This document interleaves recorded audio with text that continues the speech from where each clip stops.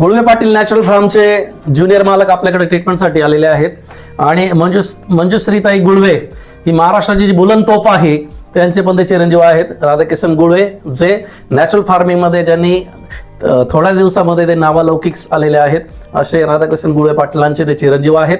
आणि आज सह्याद्री आरोग्यवर्धनमध्ये त्यांना लोअर बॅकचा जो इश्यू होता त्याच्यासाठी ते ट्रीटमेंटसाठी इथे आले होते. तरीही आपण त्यांना विचारू ट्रीटमेंटच्या अगोदर काय त्रास होता आणि ट्रीटमेंट झाल्यानंतर काय फरक जाणवतोय हे आपण त्यांच्या शब्दामध्ये ऐकूया.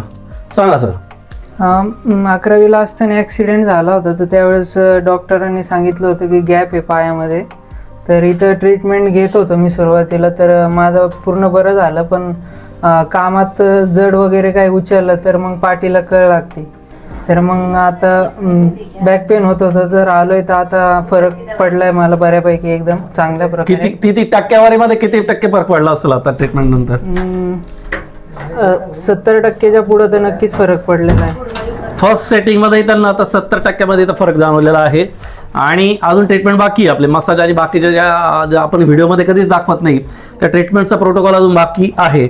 आणि तो बाकी ट्रीटमेंट झाल्यानंतर कदाचित आम्हाला गॅरंटी आहे का तो 80-90% त्यांची ठीक होण्याचे जे पर्सेंटेज ते वाढेल, हे नक्की आहे. बरोबर आहे? हो. तर व्हिडिओ बघण्यासाठी काय सांगू शकाल तुम्ही?